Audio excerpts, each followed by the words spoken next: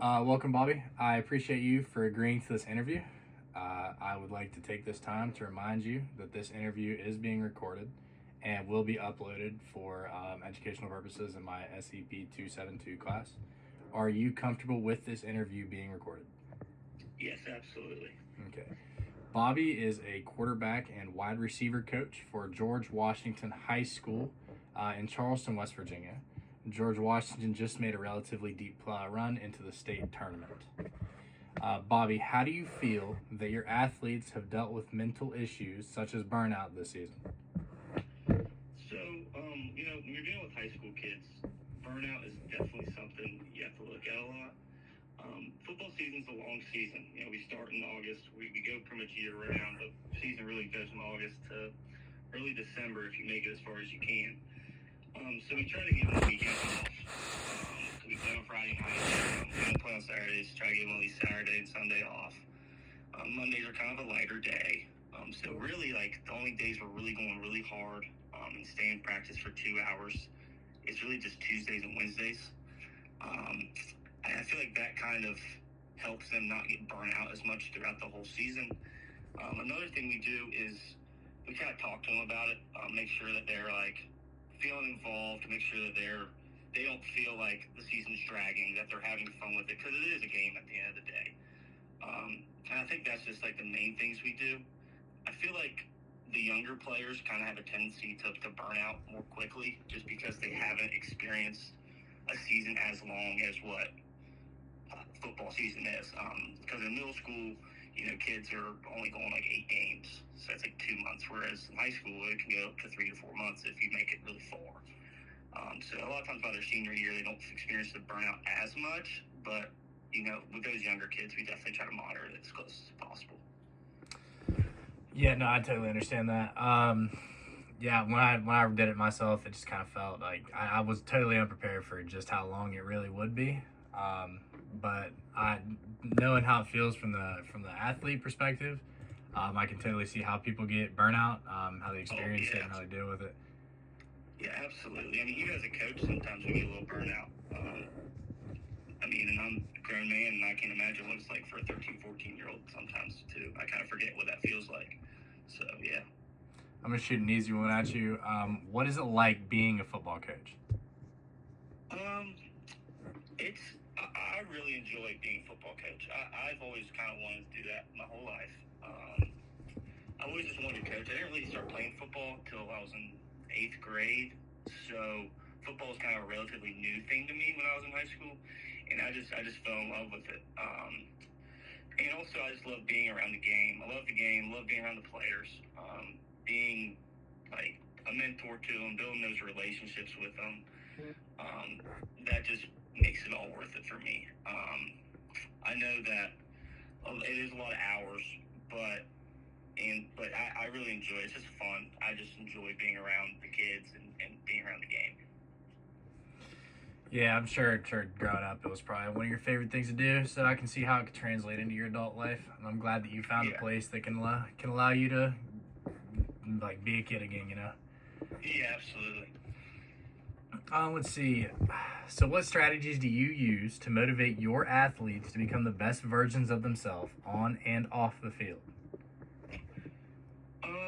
So I feel like some strategies that I use or we use as a staff is we try to set like clear expectations for them, so that way they know what they're striving to.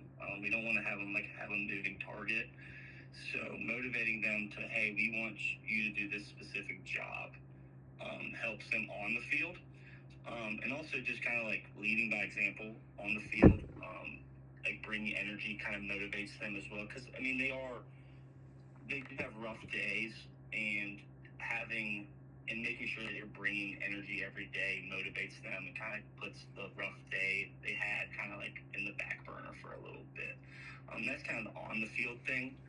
Off the field, I feel like being in the school, being a teacher, really helps motivate them because they see you every day. They can talk to you about issues that they maybe probably wouldn't just talk to you if you were just a coach. Like academic success, that's something that we look at a lot. So like I'll just pull kids in and be like, hey, let's look at your grades. and they know that I'm going to do that. So I think that kind of motivates them to work harder maybe in the classroom. At least I hope so. I mean, sometimes those conversations aren't the best, but I feel like it does kind of motivate them off the field. And also it just makes them just a better, try to make them the best humans they can be. Yeah. Right, and it's good for them to see as students and athletes that you're going to be there to support them. They don't have to just see you as Coach Bobby. They can also see you as someone who can help them, someone who's educated enough to help them work through their schoolwork, and get them back on pace to exactly where they need to be before, like administration gets involved and it gets complicated. Yeah, well, and also I went to school at George Washington High School, so being a person who went through all the stuff they're going through can kind of help them. Like I can kind of direct them to stay away from certain issues that maybe I had faced, so that way they can be the best version of themselves. Right, and it's like outside of just like individuality, your team has become something more beyond just a group of people like meeting up to do something. You all are truly a team. What does George Washington do to promote team bonding to form a better sense of unity amongst the players of your team? So our head coach has been there for a long time, so he kind of covers a lot of this, and he's built it up. He's done a lot of good activities that are kind of our staple ones. We've done a car wash, and that kind of just, when you're out doing stuff outside the football field, that kind of they have fun with that. The kids hang out with each other. They kind of make a day out of it. We do community service events, such as just like, I don't know, being around volunteer hours, going and picking up trash for certain events. I could see as South Charleston throws on. We do team dinners every Thursdays before the games. That helps a lot with that because the kids just get a chance to kind of hang out with each other outside of school. It's in football, but they're kind of more relaxed. And then at the beginning of the year, we always do a picnic. And that kind of just brings everybody together at the beginning and kind of sets the common goal with the parents, and the coaches are all there and all the players are there, and they just kind of hang out with the guys for a couple hours. So I feel like that all just kind of promotes the team bonding, which that goes a long way in sports. The closest teams normally win the most games. So. Right. In which, like, that leads me on to my next question. Task cohesion. Task cohesion is defined as the degree to which members of a team work together to achieve the common goal. What do you and your coaching peers have, and what ways do you collaborate together to achieve those common goals? So, the goals that we have every year, we want to always make the playoffs. That's always our top goal.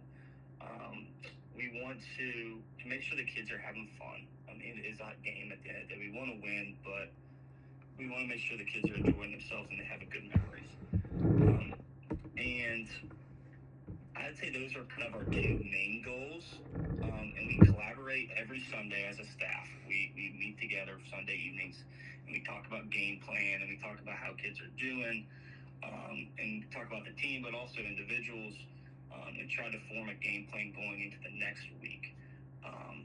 And then also after practice every day for about an hour, we sit in the locker room and talk about, hey, the so-and-so had a really good practice today. Maybe we can look at bringing them up this way, or I think they can help us in this way. So I think just having that kind of bond as a close-knit coaching staff helps us reach the goals that we try to reach. And we also bring the players into that too, which I think that helps a lot with their mentality, and just like they feel involved. We'll sit there with the captains and say, hey, this is our goal. What individual goals do you have for yourself? So sometimes they're like, I want to be all state. I want to do this. I want to do that. So then we can kind of see where their mind's at, and work with them to reach their individual goals along with, our team goals. So, yeah.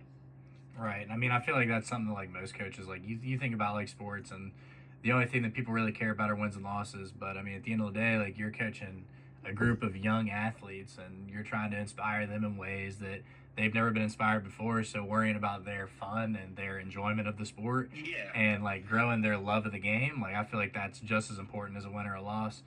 So I'm glad that that's something you touched on, because I think it's Yeah, something that's absolutely. overlooked in sport and it needs to be talked more about. Well, yeah, and like when I coached before at GW. I was at Concord University. I was there for 2 years, and one of the first lessons the guy who was the head coach there taught me was rules without relationships equals rebellion. So pretty much like if you don't have a relationship with this kid, and you're not showing the best interest for the kid's not going to perform well for you. He's not going to play hard for you. He's just going to rebel against you. So I feel like that kind of as a staff, we've kind of done that as well too with Coach Edwards, who's been there for a really long time. He kind of like has done that without knowing the saying, just because having that close knit relationship with your guys really really goes a long way. I mean, you got so many athletes that you have to get a relationship with, and they all have different personalities. So how is it coaching so many athletes whose personalities can vary? And do you find it easier or harder to get through information to some athletes compared to others? I feel like yes, absolutely. I mean, everybody's different. I think that having a bunch of different personalities it makes it hard. I have some kids that I know I can say certain things to them. I can be more blunt with, and they will react better. Where there's other kids you kind of put your arm around and say, "Hey, man, I think you're doing this wrong." And that's something as a coach that I think is a big point of emphasis right now, because a lot of older coaches, they just don't really think of the athlete's personality types. They just kind of are like, I'm going to coach you hard, and I'm going to cuss at you, and I'm going to yell at you. Where, kind of a younger wave of coaches were kind of being, okay, well, this kid reacts better to this way, and this kid reacts better this way.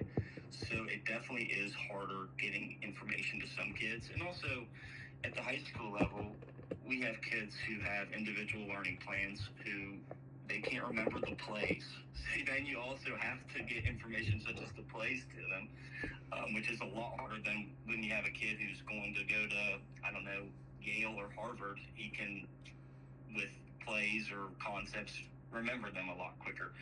So that is definitely like a key, I think, in coaching nowadays, or in literally just any sort of athletics nowadays, is knowing the personality types and knowing your kids. I mean, right. I mean, like you said, some athletes have a hard time remembering things, and you got mental disabilities that can come into play, which make it harder for them to understand and make it harder for them to get through. And while this isn't exactly what the quote means, Yogi Berra says baseball is 90% mental, and the other half is physical. Obviously, 90 and 50 are not the same, but he's speaking 90-10. Although you are obviously a football coach and not a baseball coach, the statement can be applied to sports in general. Do you feel the quote is accurate? And if not, what would you say the percentage split actually is between physical and mental attribution? So I think that's a tough question. So I feel like the quote is accurate because if your mind's not right, then I feel like you'll physically fall behind. So like these professional athletes nowadays, they talk about that a lot, especially when they're on a big stage, is that they don't feel like they're like mentals right. I'm doing Kyrie Irving. I think he sat out for a couple weeks or months maybe because he didn't feel like he was mentally right to perform physically. So I do feel like it's correct and accurate, but I also feel like it varies from different sports. So, like in football, obviously you gotta be more physical. You have to have the muscles. You gotta be fast. But at the same point in time, if you're not mentally in the right state, then I feel like your physical will fall behind. I mean, that's a tough question, but yeah, I think that's probably the best I can answer that one. I don't know. I mean, right. I mean, it's worded in a way that can be tough. But I mean, it does vary. It varies sport to sport. I mean, you can't sit here and say that everything is 90-10 because sometimes it's different. Sports sports like chess. Chess isn't a physical sport; it's a mental sport, but it doesn't require much physical attribution. So I mean, I can see where like sports like football might lean more towards like a 60-40 or a 50-50. But I mean, Yeah. I nonetheless having the brains to do it as well as the brawn, it's something that can be overlooked. And I mean, Yeah. George Washington's been very successful in recent years.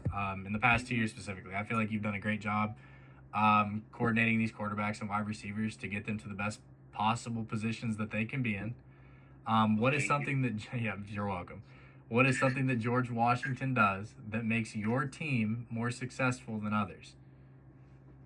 I feel like having the camaraderie of the coaching staff goes a long ways.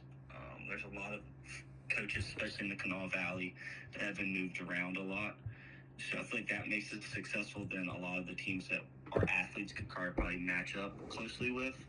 And also the community support, being labeled as like the rich school or that type of school in Charleston.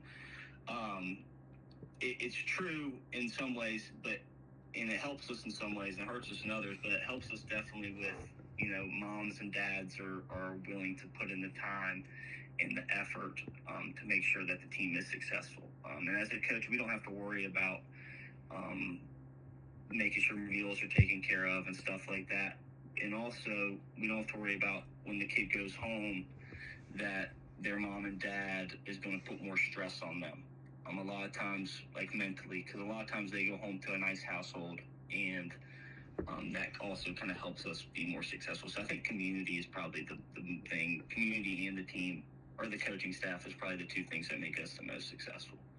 I'm glad to hear that you guys have a good community around you that's very supportive of you and your team, as well as supporting these young athletes and like progress through the endeavors of life and enjoy the most important years of their life. Now, these last couple ones I got are easy ones for you. What does it mean to you to be a football coach, Bobby? It means a lot. It means that I think more than just winning games, it's helping young guys, young players, grow into functioning members of like society, making sure that they are going to be good people in life, responsible adults. And that's the type of thing that I want to leave. I want the guys to look back in 20 years or so and say, man, Coach Chris Shaver, Coach Bobby, he really, really helped me out. He helped me get to that school I wanted to go to. He taught me a life lesson about this. And I feel like that's the most important thing to me. And I just want my players to know that they can count on me. And I feel like that's kind of the most important thing. Those are two of the most important things to me as being a football coach. Right. And how does it feel knowing that you are making a positive, lasting impact on the lives of your students and athletes every single day? That's kind of answered. That was kind of like my last question. Kind of that answer was, it's my favorite part of the job too. Knowing that I'm making this lasting impact. Because hopefully after they graduate, they'll reach out and tell me that, I helped them in life. And that's all it's really about. I still remember, as probably you do too, coaches that, make that impact on our life where, it's something that they said or something that they helped you with that you kind of thought about for a long time after, even you still think about today. One of the reasons I got into coaching was because of an impact that a coach had on me. I had a coach when I was in high school. He was a young guy, and he was kind of in the position I'm in now, and me and him just had a really good relationship. And I thought, his job seems like the best job in the world, so that's what I want to do. And having that lasting impact of him, if I probably would have never met him, I might not have been a coach. I might not have been a teacher. So I think that, that's the most rewarding part of the job. Right, and I want to thank you so much for agreeing to this interview and participating in it. It means a lot to me. And I wanted to wish you as well as the rest of George Washington High School good luck getting prepared for the next football season you all have in the fall, and hopefully you guys will be state champions. Awesome, sounds good. I hope we appreciate it. We'll need a little help, but hopefully we can win some games. I hope help finds you. All right, you have a good day, Bobby. Yeah, you too.